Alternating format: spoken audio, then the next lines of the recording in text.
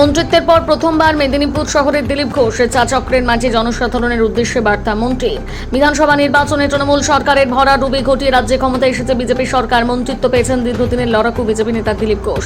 নতুন রাজ্য সরকারের মন্ত্রী হিসেবে শপথ গ্রহণের পর প্রথমবার মেদিনীপুর শহরে এলেন দিলীপ ঘোষ। মেদিনীপুর শহরের সার্কিট হাউস সংলগ্ন রাস্তার পাশে দলীয় কর্মী সমর্থকদের সাথে নিয়ে চা চক্র করলেন খড়গপুর সদর বিধানসভা কেন্দ্রের বিজেপি বিধায়ক তথা রাজ্যের মন্ত্রী দিলীপ ঘোষ।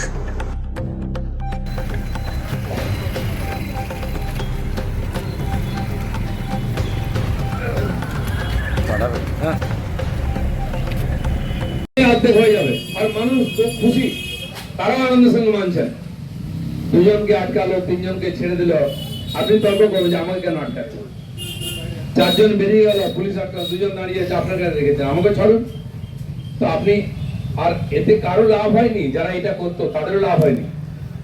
তাদেরকে বোঝা হয় যে তোমরা স্পেশাল কিছু, বিশেষ নাগরিক, কোনো বিশেষ নাই। মুখ্যমন্ত্রী ওই আইনের মধ্যেই আছেন, মন্ত্রীরাও আছেন, সবাই আছেন। সেজন্য এই যে অভ্যাসটা অনেকদিন পাল্টে গেছে, আর এটা আজ নয় 50 বছর ধরে চলছে সিপিএম আমল থেকে। যারা এই প্রজন্মের দুই প্রজন্ম জন্মগ্রহণ করে তারা আইন জানেন না, আইন মানেন না, মানতে কষ্ট হবে। আমাদের ভাষা একটা কথা আছে, অনভ্যাসের টিকা চড়চড় করে। হঠাৎ যদি চন্দনের টিকা লাগান আপনি, শুকিয়ে গেলে কপালটা টান টান ধরে চড়চড় করে কিনা, তো কদিন একটু চড়চড় করবে, নাহলে কিন্তু অসুবিধা হবে। অভ্যাস করুন। তো সরকার সবাইকে আগ্রহ করছে, বলছে, আহ্বান করছে সহযোগিতা করার জন্য, নিয়ম মানার জন্য, যাতে আমাদেরকে কষ্ট করতে না হয়। পুলিশের অন্য কাজ আছে। আমার মনে হয় 500-700 বেশি টিএমসি নেতা আছে যার বাড়িতে পুলিশ ছিল। এক একজন যত বড় ক্রিমিনাল, গুন্ডা, চোর, কাটমানিখোর, তার কাছে তত বেশি পুলিশ। সব পুলিশ তুলে নেওয়া হয়েছে। পুলিশ চোরকে পাহারা দেওয়ার জন্য নেই, চোর পাহারা দেওয়ার জন্য আছে। সেই পুলিশ যেটা চোরের পিছনে সারাদিন ঘুরছে, সুরক্ষা দিচ্ছে, সে পুলিশের মনোবল কোথায় থাকবে? তার মনে কি অবস্থা হবে? পুলিশের অ্যাক্টিভিটি দেখি না আমরা। আমি কালকে সকালে নিউ টাউনে মর্নিং ওয়াকে গেছিলাম। সেই ইকো পার্কের মধ্যে একটা গল্ফ কোর্স আছে। আমি এক সময় ওখানে যেতাম বলে গল্ফ কোর্স বন্ধ করে দেওয়া হয়েছে। চলছে, আমি দেখতে গেলাম আর কি অবস্থা। কর্মচারী নেই, বল পড়াবার লোক নেই, বল কেনার পয়সা নেই। অথচ এক একজন, এটা সরকারি একটাই কোর্ট, 50,000 টাকা, 48,000 টাকা ফিস বছরে, 100 জন কমপক্ষে মেম্বার আছে, তো 50 লাখ টাকা তো হয়ে গেল। কেন হচ্ছে না? সেখানে লুট হচ্ছে। ওইখানে গেটে ঢোকার যে টিকিট, আপনি 30 টাকা দিলেন, তো ঢোকার সময় টিকিটটা আপনার কাছ থেকে নিয়ে হয়, সেটা কাউন্টারে চলে যাচ্ছে, আবার বিক্রি হচ্ছে। সরকারের কাছে পয়সা দেয় না, 3 বার বিক্রি হলো, সরকার একবার পয়সা দেয়।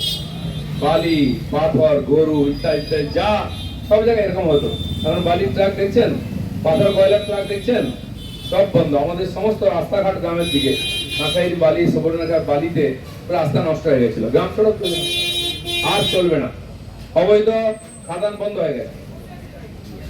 তো এই যে চুরি, তো সেখানে আমি গল্প করতে গেলাম, প্র্যাকটিস করার পর বসে চা খাচ্ছিলাম। তো একজন পুলিশ অফিসার ছিলেন, এএসপি, আমাকে পরিচয় করানো হলো যে ইনি অফিসার, ওই পাক শাখাতে ইনি লাঠি ভেজেছিলেন। তা আমি জানতাম যে আমি লাঠি ভাঁজি, আপনিও ভাঁজছেন। পুলিশের অভ্যাস চলে গেছে লাঠি ভাঁজা, ভাঁজুন ভালো করে। বলে না স্যার, আমি দাঁড়িয়ে থেকে ঠিক করেছি, ওখানে এখান থেকে নাহলে ছাল খুলে দেবো।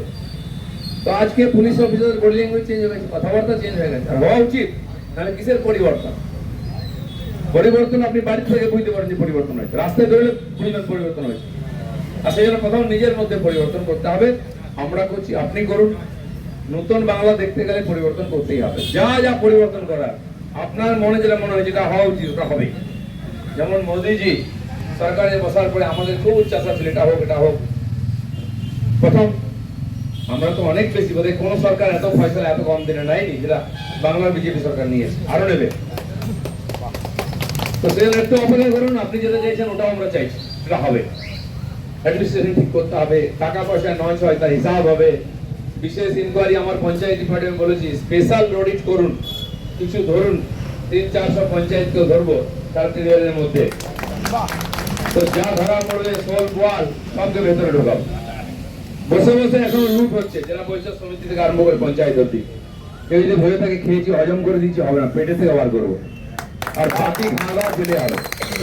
আপনারা জানেন সপ্তাহখানেকের মধ্যে বহু অ্যারেস্ট হয়েছে, আপনাদের আশেপাশের বহু লোক অ্যারেস্ট হয়েছে। তার জন্য আমার কাছেও ফোন আসছে বালি মাফিয়া থেকে অনেকে তার কাছ থেকে সুবিধা নিয়েছেন, খেয়েছেন, ফটো উপর নিয়েছেন, কষ্ট হচ্ছে। তাহলে একটু কষ্ট হোক, কষ্ট করতে শিখুন, ভালো হবে, শরীর ভালো থাকবে। কারো জন্য রেয়াত করা হবে না, আইন আইন। আমার জেনে রাখুন, এই যারা উৎপাত করেছে এখানে আপনাদেরকে, এমন কোনো মানুষ নাই যাকে কষ্ট দেয়নি। সব হিসাব হচ্ছে, শুরু হচ্ছে, একদম লাইন দিয়ে সব হাঁটবে। আইনকে যারা ব্যবহার করেছে, আইন মানেনি যারা, সে পুলিশ হোক, নেতা হোক, পদাধিকারী হোক, সবাইকে আমরা হিসাব করব। তো সরকার যে গতিতে কাজ করছে আপনারাও এগোন, আর সব কাজ হবে। 50% যে ময়লা জমা আছে পরিষ্কার করতে সময় লাগবে। কর্মচারী অফিসারদের মধ্যে কাজ না করার মানসিকতা, অনেক কাজ।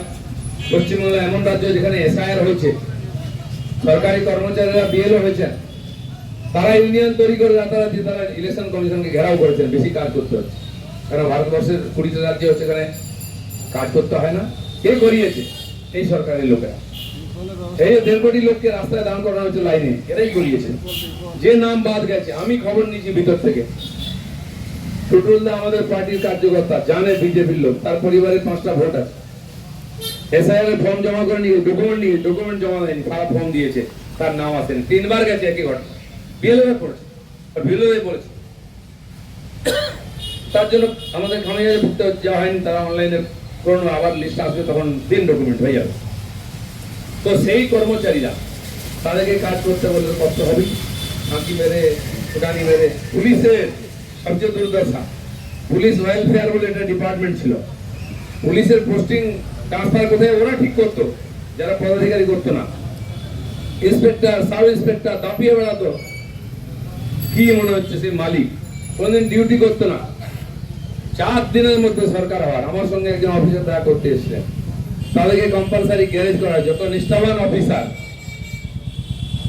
এই যে মহিলা কি ছিলেন, যিনি কমিশনের চেয়ারম্যান হয়েছেন, দময়ন্তী সেন, পাকসাকাশ কেসের সততা তুলেছিলেন, টিএমসি লোকেরা ফেসে গেছিল রেপ কেসে, তাকে আমরা মহিলা শিশু অত্যাচার যত হয়েছে 15 বছরে, তার কমিশনের চেয়ারম্যান করা হয়েছে মহিলা। রাজারমন বলে একজন আছেন, তিনি হচ্ছে চেয়ারম্যান হয়েছেন, যিনি পুলিশ কর্মচারী সবাইকে ভিতরে ঢুকিয়েছিলেন, নেতা, তাকে ঢুকিয়ে দেওয়া হয়েছিল, গ্যারেজ করা হয়েছে। সব অফিসারদের নিয়ে আসা হচ্ছে, কিছুই ছাড়া হবে না। তো এই যে পরিবর্তন যেটা হয়েছে আপনাদের পরিশ্রমে, আপনারা লাইনে দাঁড়িয়ে ভোট দিয়েছেন, সেই পরিবর্তন আপনাদের যে ইচ্ছা সেটাকে পূর্ণ করার দায়িত্ব আমাদের। মন্ত্রিমণ্ডল বিস্তার হয়নি, মাত্র 6 জন মন্ত্রী, মুখ্যমন্ত্রীকে নিয়ে তারাই কাজ করছেন। যেগুলো অতি আবশ্যক সেই কাজের যে পরিবর্তন, ফরম্যান জারি করার নোটিফিকেশন শুরু হয়ে যাচ্ছে। মন্ত্রিসভার বিস্তার হবে, আরো মন্ত্রী আসবেন, তারা কাজ নিচে অবধি দেখবেন। প্রশাসনিক বৈঠকের মাধ্যমে আমরা কি চাই, কি করতে হবে, মুখ্যমন্ত্রী সবাইকে বুঝিয়ে দিচ্ছেন, এবং নিচের স্তর পর্যন্ত কাজ শুরু হয়ে গেছে। এখানে দেখলাম পেপার আছে, খাল সংস্কার শুরু হয়ে গেছে, নালী সংস্কার শুরু হয়ে গেছে। কোনদিন শুনেছেন? আমরা বলেছি বৃষ্টি নামার আগে সমস্ত খাল আর নালা পরিষ্কার করতে হবে। পয়সার বাহানা আসছিল, যা আছে তাই দিয়ে করুন, কারণ বৃষ্টি এলেই প্রথম জল উপচে পড়ে বাজারে হাটে ঢুকে যায়, কারণ সব নালী বন্ধ থাকে, খালে জল বেরোয় না। তো যা আছে ফান্ড, তাতে দিয়ে কাজ শুরু হয়ে গেছে ইমার্জেন্সিতে।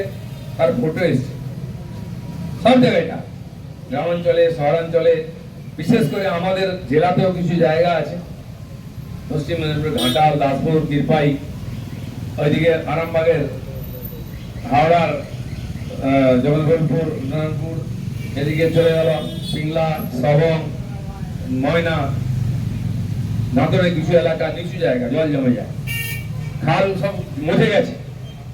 ওখানে যে নদী আছে 225 কোটি টাকা এসে ফেলে ভাই, টাকাও গায়েব, নদীও গায়েব। মহানবাবু শেষ মন্ত্রী ছিলেন প্রথমবার, এ সবেরও হিসাব হবে।